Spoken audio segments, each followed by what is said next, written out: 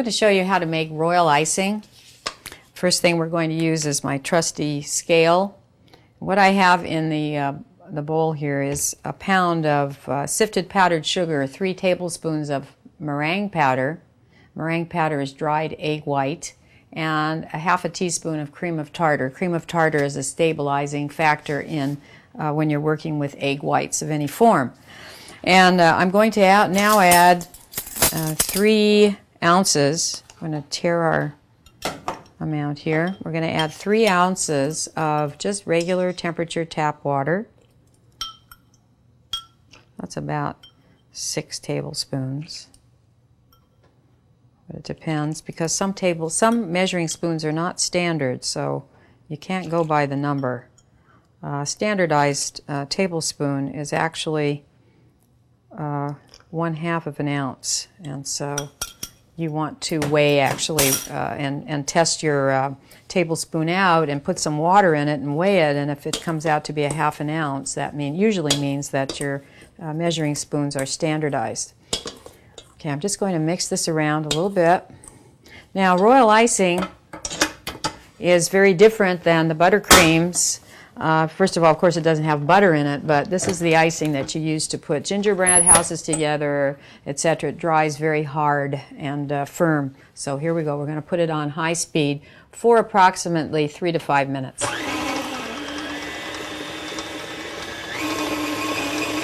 Now, before I continue, I noticed that in the bowl here there's a little bit of powdered sugar that's over on the sides, and I want to work that down in there, and I want to push it off the paddle, any of this thing, because I don't want it to get hard.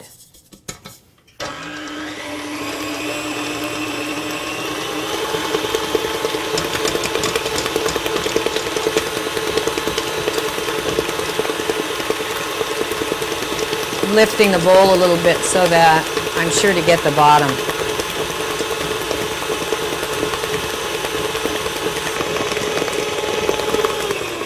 Okay, now I'm going to turn this off, and then I'm going to show you that this is stiff now. Before it was very soupy, and so we've beaten the air into it. And now we're going to turn it into some icing for our cookies.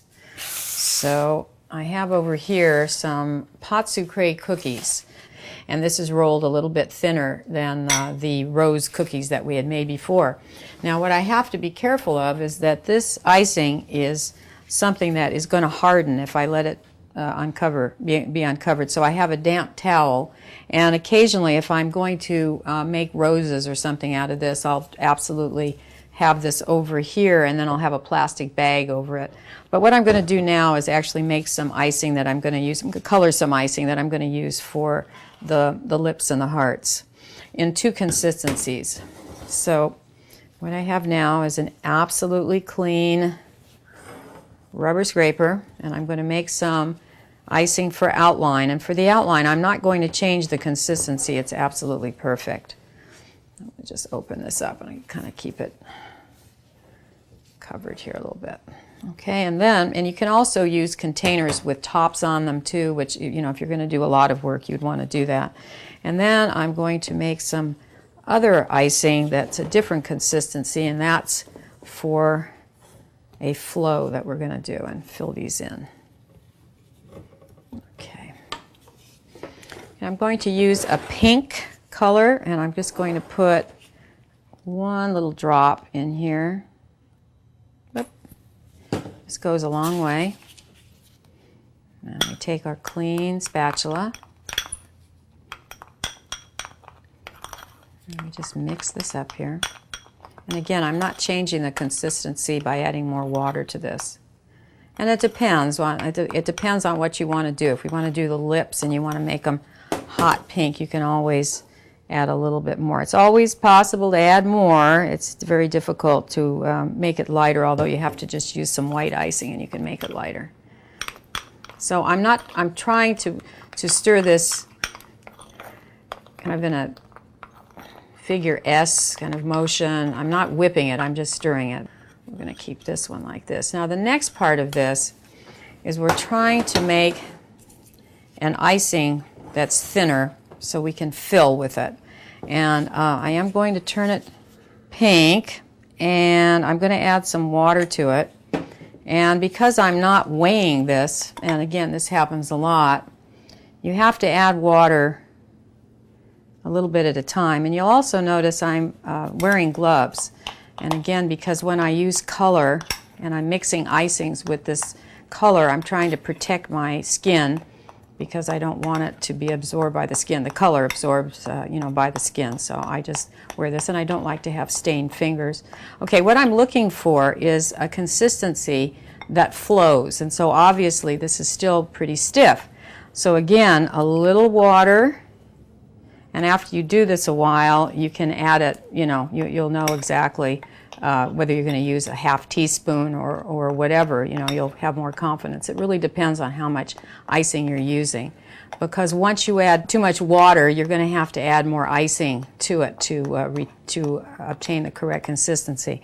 Okay, now what I'm looking for is that ribbon or the mound of icing. I want this to disappear at the count of 10. 1, 2, 3, 4, 5, 6, 7, 8, 9, 10. So if you're doing a large cookie, you may want to thin it out a little bit more, but our cookies are small, so I'm not going to thin this out anymore. So I'm going to let this be covered again.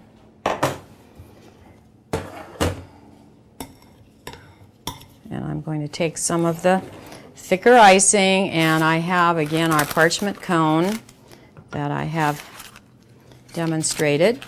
And we're going to put a number 4 plain tip in here. And then we're going to take some of our outline icing here, just made with 3 ounces of water to a pound of powdered sugar. And we're going to get this ready. So I have these cookies here, and these are lips and hearts. And what I want to do with this is I want to outline these. And again, what I'm doing is using almost a 90-degree angle, lifting and going around. And the idea is not to have the icing break, to have your outlines really smooth. And you can choose to move your body with your hand rather than jerking around, whatever works. I'm going to do one more. Maybe we'll do the heart. And just let it drop.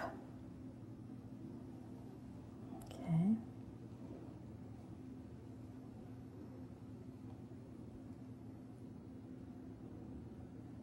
Right.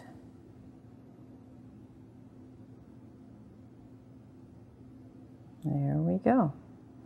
Now we're going to fill the cookies.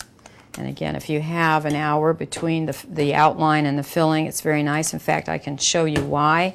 Right here, we have some air bubbles that are coming up here, and we're going to get more. So it's ideal if you have some time to let these air bubbles all come out over an hour, and then pop them so that they don't enter into your flow work that you're going to do. So we'll do that now. Okay. And now we haven't cut our cone yet because this is pourable. So we're going to let this pour in here. Not too much because it's a small cone and you don't want anything to come out the top. Now again, we haven't put a tip in here. That's very important that you know that we don't have a tip in here. And now that I've filled this, I'm going to take my gloves off because I like to feel the cone when I'm doing this.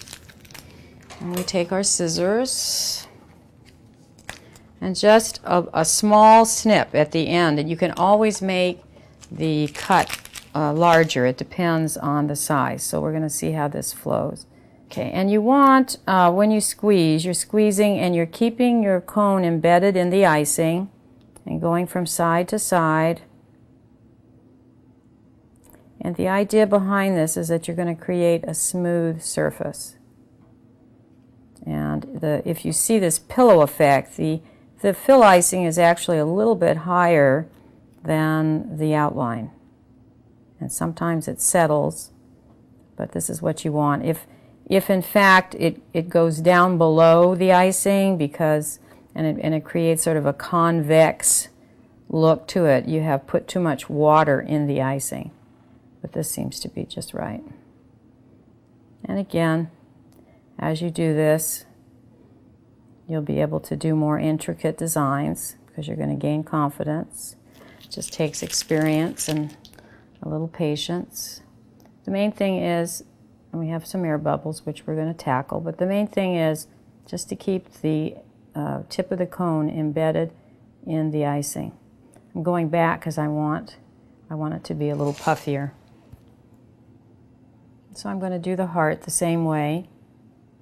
And you can have several different colors of icing at the same time, and with a skewer you can blend one into the other and be very creative. But this is the very basic of the flow technique, and I wanted you to see it. Okay, and there we have it. Now this is going to harden. Got a little air bubble there, which we'll take out. This is going to harden, and we'll be able to use these as decorations for various things. And so the icing gets a little darker when it dries, and we have our lips.